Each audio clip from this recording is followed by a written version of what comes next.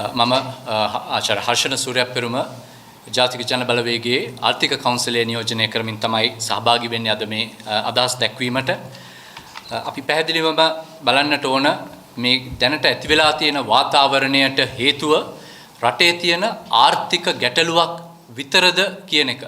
සමහර අය හුවා දක්වන්නට උත්සාහ කරනවා රටේ වර්තමාන තත්වයට හේතුව තමයි මේ ආර්ථිකය කළමනාකරණය කිරීමේදී තිබුණු ගැටලු සහගත භාවය කියලා. නමුත් මේක හුදෙක් ආර්ථික ගැටලුවක් විතරක් නෙමෙයි සමස්ත පද්ධතිය පුරාම පැතිරිලා ගිය සමස්ත පද්ධතියටම වින කරන දූෂණය වංචාව රජයන සමාජ ක්‍රමවේදයක් තුළ සමාජීය ගැටලු ඇති වෙලා තියෙනවා, ආර්ථික ගැටලු ඇති වෙලා තියෙනවා. රටක් විදියට අපිට අපේ අනන්‍යතාවයට අපේ ස්වෛරීභාවයට ගැටලු රාශියක් මැදි වෙලා තියෙනවා.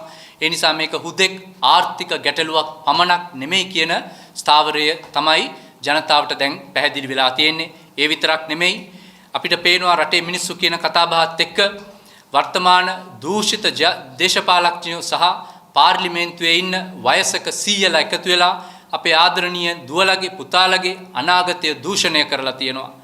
පාර්ලිමේන්තුවේ ඉන්න වයසක සීයලා දූෂිත දේශපාලඥයෝ එකතු වෙලා තරුණ දරුවන්ගේ අනාගත බලාපොරොත්තු විනාශ කරලා තියෙනවා.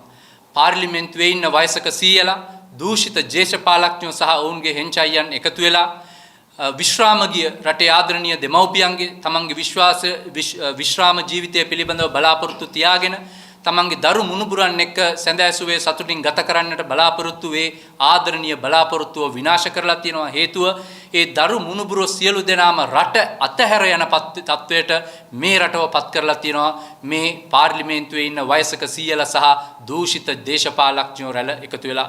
ඒ නිසා තමයි මේක මම අර මුලින් සඳහන් කරා වගේ සමාජ පද්ධතිය සමස්ත පද්ධතියම විනාශ වෙලා තියෙන අවස්ථාවක තමයි මේ අරගලය තියෙන්නේ, මේ ජනතාවගේ උත්සාහය තියෙන්නේ. 16 වතාවක් IMF එකට ගිහිල්ලා ෆේල් වුණා.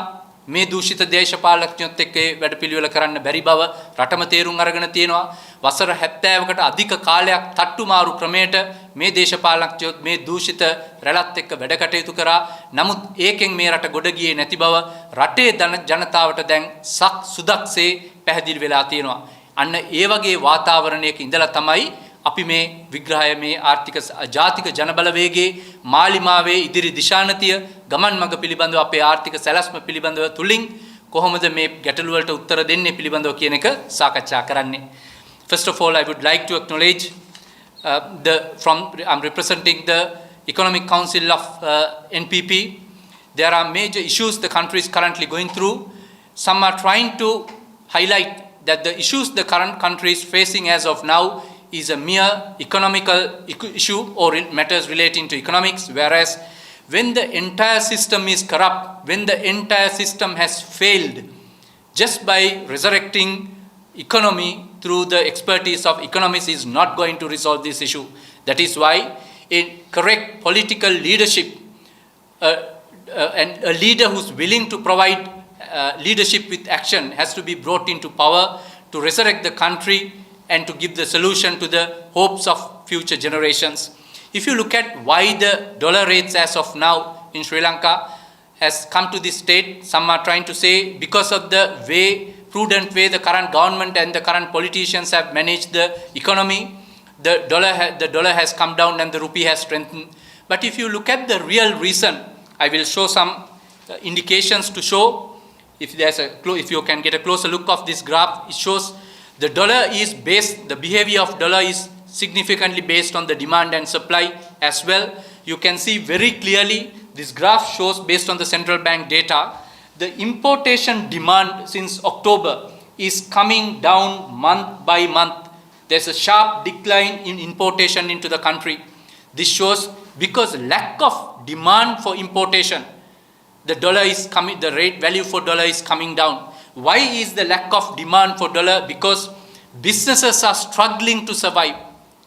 Consumers are struggling to survive.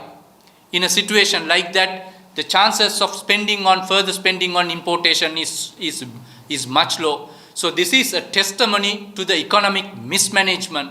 It is not a graph of achievement through economic management. You can see the way how central bank has behaved in the recent past. It is no secret. If the dollar has really strengthened the way, rupee has really strengthened the way the central bank is trying to portray through these artificial dollar rates, the benefit of that one has to be given to the people. The benefit of that one has to be given to the industries, to the businesses of the country. If you look at the energy cost, is it a reflection of these reduced dollar rates? Answer is clearly no. Government has, or the policy makers have thought the biggest problem in terms of energy currently the country is facing is the super diesel price. That is why 2 days before, super diesel price was reduced significantly, while no relief was given to other sectors for fuel, diesel and the fuels used by the population, by the people, by the businesses. Tourism sector is trying to come up after a long period of gap silence. They are trying to survive. Their cash flows are threatened. Some of the tourist hotels require, because of their star classification, to run air conditioning 24/7, including in general areas. The energy cost is a killer on their cash flow. If the government is serious about it, they should have they should have considered the cost of diesel, which will give benefits to industries. You can see by looking at the prices in the share market, some of the hotel sector companies have started performing now. Whereas if these benefits were truly given, if the central bank was passionate and relief was truly given through correct policies, the industries will get the benefit. It raises another question, whether some of these government agencies are coordinating effectively with one another. It's like the way the fuel rates have been reduced, it looks like left hand doesn't know what the right hand is doing. So there's lack of coordination. Through NPP policies and approaches, our economic principles are based on clear coordination of these government agencies that's supposed to provide relief and benefits to people. If you look at inflation numbers, government has chosen inflation as as a means of showing magic to people instead of looking at the reality. For people, it is a struggle on a day-to-day basis. Prices have skyrocketed. Some of the essentials have gone up by increased, doubled or tripled in some of the cases. Whereas government inflation numbers shows it is a mere manipulation of numbers. The people are struggling, businesses are struggling. If you look at the inflation numbers, central bank is once again boasting the AWPLRS significantly come down. But if you look at the prices that people have to pay, if the cost of borrowings businesses have to pay, there's no significant difference as of now. It is true there's a reduction in rates, but the proportionality of those benefits have not come to people yet. The proportionality of benefit has not come to businesses yet. So it is important to have an effective mechanism. That is where NPP's economic policies are about facilitating and having a mechanism to drive these benefits to the businesses and to people. Businesses can start based on their input cost reduction, then can start manufacturing, engage in more activities that will increase the supply of goods and services to the market, that will drive down the prices, which will bring down the inflation. If you look at the stock market, there are significant challenges and issues that the PLCs, listed companies, are going through, investors are facing, and the way how regulations are behaving as of now. If you look at the listed companies, many companies have chose to delist because of over-regulation. Sometimes companies have cited in their market disclosure the reason for delisting is because of over-regulation, lack of proportionate regulation that facilitates a conducive marketplace where companies can operate. If you look at the way regulators, apparently based on the communication, based on the information that we get from people, sending hundreds and hundreds of letters to investors to create fear-mongering, to create a fear psycho among investors, to keep investors out of market. Since the regulation has significantly changed in the recent past, the correct thing should have been engage with investors to create awareness, to make investors understand the boundaries and the lines that they should not be crossing when they are dealing with the market. Instead of choosing that path, when the regulator has so many tools at their disposals to deal with market misconduct, they are selecting to show cause hundreds and hundreds of investors. They are, instead of providing the relief to listed companies by by considering a situation where, given the context of the country is going through unprecedented calamity of economic collapse, companies are struggling to raise capital. Instead of creating a facilitative ground for companies to raise more equity capital, to companies to go and raise more right issues, to raise capital, to strengthen the capital base, they are bringing in rules after rules. Sometimes you lose the track of the rules that companies supposed to be familiar with. 2 weeks back, regulator came up with new rules, going to introduce penalties from 1 million to 5 million per director of a listed company if there is a delay in submission of interim financials. There is a list where individual directors are liable from 1 million to 5 million rupees for delay in submission of interim financials. No doubt it is true that information is the key. Market has to be provided with timely information at any time. But if you look at a company with 10 directors, the penalties are going to be ranging from 10 million to 50 million. Mind you, it is per quarter. If 4 quarters, if there are slight delays, we are talking of 50 million to 100 million or 200 million of penalties imposed on directors. Some of the listed companies even don't have 200 million in their turnover, in their top lines.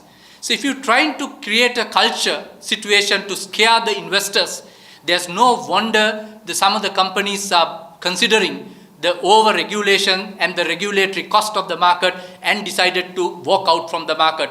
2 of the largest market cap companies have delisted in the recent past. Many are in the pipeline. Resolutions have been passed, awaiting delisting. Then further, if you look at the demutualization bill, I can remember very well some of these experts out there in the opposition. They were crying at the loudest voice prior to 2015 relating to the misconduct in the market. Since then, they have become the president of the country, prime minister of the country. These people have become deputy ministers overlooking these institutions directly. Instead of going forward with the demutualization bill, I'll give a brief of what it indicates. Currently, the Colombo Stock Exchange is controlled by 15 stock brokering firms, or its own ownership is with 15 stock brokering firms. It is currently a mutually controlled stock exchange. That was the case in many countries across the globe, but it has evolved to demutualize this exchange and bring true governance to these institutions. That is why demutualization is very important in the Sri Lankan context. But unfortunately, the people who are crying now were given the opportunity and the mandate from the people to go and do that one in 2015. The demutualization bill was tabled in the parliament. However, instead of taking it up for debate, the very person who's making allegations decided to withdraw the demutualization bill. Are we expecting people to believe the lies and continue further? I think the country has made a choice. We cannot be taken for a ride again, literally, not again in a Volkswagen. People are much more aware. People have access to information. If you look at many other segments in the market, the situation is the same. Therefore, nowadays, the policy framework of NPP, the approach of NPP is in consultation, looking at proportionate regulation to support the investors. It is not about going behind each and every investor in the market to see whether they have done something wrong or not. It is about creating awareness in the market, supporting them, facilitative environment, invite more companies to come and get listed, consider measures to increase liquidity in the market. It's about supporting the whole ecosystem. That's why the policy framework and the economic policies of the NPP is to drive the economy forward, not to hinder the progress. Because of that, there's a common conception that rich are crooks. The reason why people associate this rich and crooks as a concept as together, because many corrupt politicians have got impunity for themselves as well as for their corrupt associates through through various corrupt activities. Whereas rich must be, I'm sure they must be the happiest that NPP is going to get into power, because NPP will be able to, by implementing a transparent framework, to separate, to distinguish people who have robbed public money versus the rich. Rich have contributed to the country. The NPP will recognize large business entrepreneurs, businesses that have become big businesses, not by stealing, but by doing the right thing. Large businesses need to engage in the economy to bring large enterprises in terms of capital formation, in terms of creation of employment, in terms of creation of bringing new technology, in terms of payment of taxation. So NPP's economic policies are considering all aspects of the economy, all sectors of the economy, both rich and poor, large and smaller businesses. It is going to be a conducive environment. So I don't think people can be fooled again by these rosy pictures that the current lot has the capacity to do it, whereas they have demonstrated they do not have the capacity over 70 years consecutively. That is why people are galvanized with NPP, people are getting galvanized with Malimawa to go for this new future that everyone is looking forward to. Let's take up more questions when we have time to. Thank you very much.